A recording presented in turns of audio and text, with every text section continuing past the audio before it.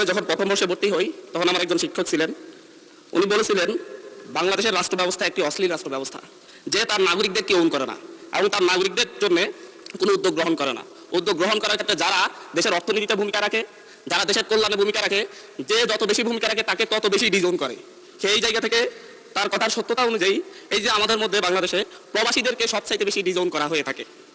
প্রবাসীদের প্রত্যেকটা পদে পদে যে জটিলতার শিকার হতে হয়, যে দুর্নীতিগ্রস্ত প্রশাসনিক ব্যবস্থার কারণে তাদেরকে যে সকল সমস্যায় পতিত হয়, কিন্তু আমরা বারবার বক্তব্যে বলি, কথাই বলি, এবং নির্বাচন আসলে আমরা যারা রাজনীতিবিদরা আছি তারা মঞ্চে ভাষণ দিয়ে বলি যে প্রবাসীদেরকে প্রাধান্য দেওয়া হবে, তাদের নিরাপত্তা নিশ্চিত করা হবে।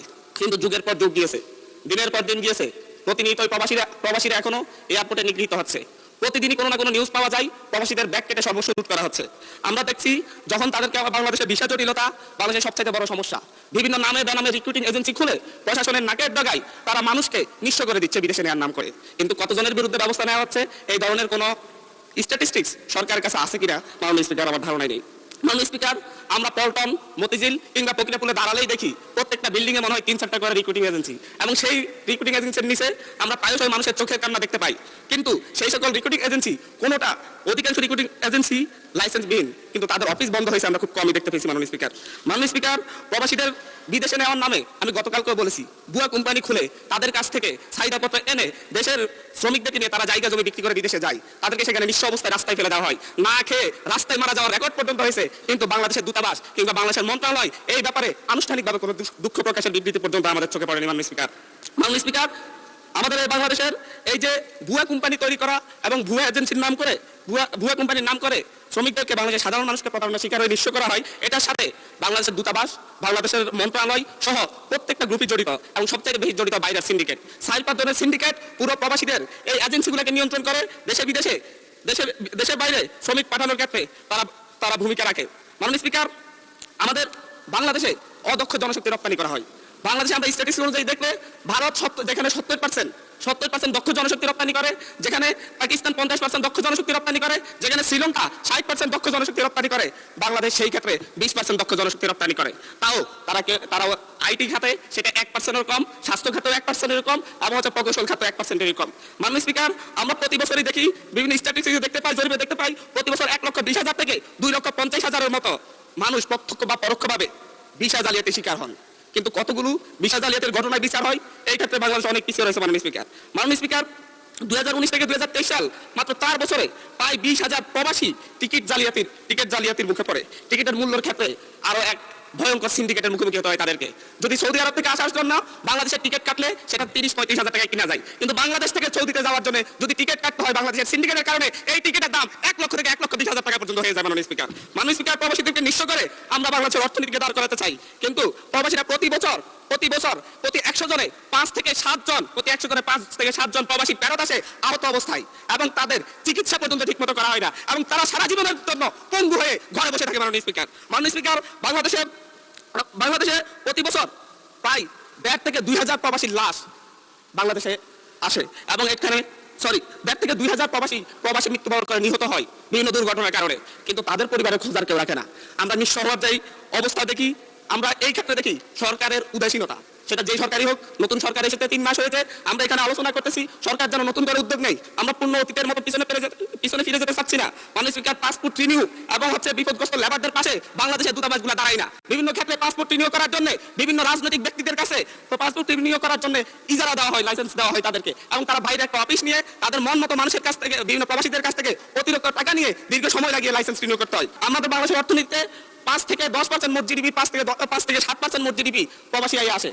বৈদেশিক মুদ্রার একটা বড় অংশ প্রবাসী আয় আসে, কিন্তু এই প্রবাসীদের নিয়ে প্রবাসীদের চিকিৎসা এবং প্রবাসীদের যারা ফেরত আসে তাদের পুনর্বাসন, ভিসা জালিয়াতি থেকে মুক্তি এবং বিভিন্ন ভুয়া এজেন্সি বন্ধ করে প্রবাসীদেরকে নিঃস্ব হওয়ার হাত থেকে মুক্তি দেওয়ার জন্য সরকারকে নতুনভাবে ভাবতে হবে, নতুন কর্মপরিকল্পনা তৈরি করতে হবে, এবং এই সংসদে দাঁড়িয়ে আমি বলবো একটা সংসদীয় কমিটি করে কিভাবে ভবিষ্যতে প্রবাসীরা যাতে এই ধরনের হয়রানির শিকার না হয়, প্রতারণার শিকার না হয়, এবং তাদের চিকিৎসা কিভাবে নিশ্চিত করা যায়, বিদেশ থেকে ফেরত আসলে আহত হয়ে কিংবা কেউ যদি নিহত হয়ে ফেরত আসে তাদের পরিবারকে কিভাবে পুনর্বাসন করা যায়, সেই ব্যাপারে একটা কর্মপরিকল্পনা তৈরি করার জন্য এই সংসদে একটি সংসদীয় কমিটি গঠনের আহ্বান জানাচ্ছি। নাসিরউদ্দিন পাটোয়ারির উপর হামলা, জাতের নাম উল্লেখ করে মামলা। ঝিনাইদহ জাতীয় নাগরিক পার্টির এনসিপি মুখ্য সংগঠক নাসিরউদ্দিন পাটোয়ারি সহ কেন্দ্রীয় নেতাদের উপর হামলা, ইট পাটকেল নিক্ষেপ ও ছিনতাইয়ের অভিযোগে হামলা করা হয়েছে। শুক্রবার রাতে এনসিপির কেন্দ্রীয় কমিটির যুগ্ম সচিব তারেক রেজা বাদী হয়ে ছাত্রদলের ৮ নেতার নামসহ অজ্ঞাতনামা আরও ১১০-১15 জনকে আসামি করে এ মামলা করেন। মামলায় আসামি করা হয়েছে ইসলামী ইউনিভার্সিটির শাখা ছাত্রদলের আহ্বায়ক শাহেদ আহমেদ, জেলা ছাত্রদলের সভাপতি ইমরান হোসেন, সাবেক সভাপতি এস.এম. শমীনুজ্জামান শমীন, সাধারণ সম্পাদক শাহরিয়ার রাসেল, সাবেক সহসভাপতি নয়ন হাওলাদার, পৌর ছাত্রদলের সভাপতি মোবারক হোসেন ইমন, সাবেক যুগ্ম সম্পাদক খাদুসহ ৮ জনকে। এজাহারে উল্লেখ করে শুক্রবার জুমার নামাজ শেষে ঝিনাইদহ শহরের পুরাতন ডিসি কোর্ট জামে মসজিদ থেকে বের হওয়ার সময় এনসিপি কেন্দ্রীয় মুখ্য সমন্বয়কারী নাসিরউদ্দিন পাটোয়ারি সহ নেতাকর্মীদের উপর অতর্কিত হামলা চালানো হয়। এ সময় হামলাকারীরা ঘুষি, ইটপাটকেল, জিআই পাইপ, বেসবল ব্যাট ও ধারালো অস্ত্র নিয়ে হামলা করে বলে অভিযোগ করা হয়। হামলায় নাসিরউদ্দিন পাটোয়ারি, তানাইম, আসিফ আলামিন, হাসিবুর রহমান, নাহিয়ান খান, নিয়াজ ও অনয় রহমান সহ কয়েকজন আহত হন বলে মামলায় উল্লেখ করা হয়েছে। এছাড়া হামলার সময় একটি ডিএসএলআর ক্যামেরা, কয়েকটি মোবাইল ফোন ও নগদ টাকা ছিনতাইয়ের অভিযোগ আনা হয়েছে।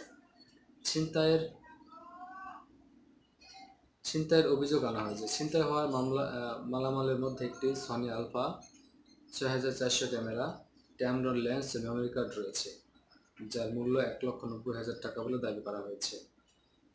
মামলায় আরও বলা হয়, স্থানীয় এনসিপি নেতাকর্মী ও সাধারণ মানুষ এগিয়ে এসে পরিস্থিতি নিয়ন্ত্রণে আনেন। ঝিনাইদহ সদর থানার ওসি আসাদুজ্জামান জানান, লিখিত অভিযোগ গ্রহণ করা হয়েছে, বিষয়টি তদন্ত করে আইনগত ব্যবস্থা নেওয়া হবে। এদিকে মামলার পর ঝিনাইদহ সদর থানার প্রধান গেটে ছাত্রদল নেতাকর্মীরা অবস্থান নেন। এ সময় তারা ছাত্রদল নেতাদের বিরুদ্ধে মিথ্যা হয়রানিমূলক মামলার প্রত্যাহারের দাবি জানান।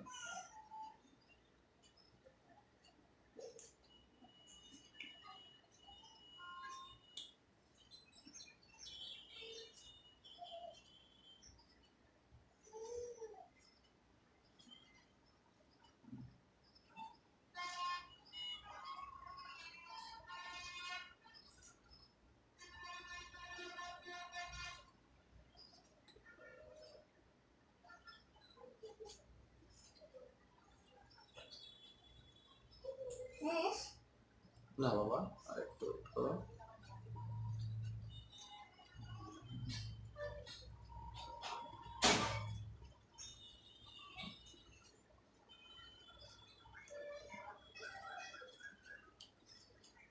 ভায়োলেন্স চাইলে আমাদের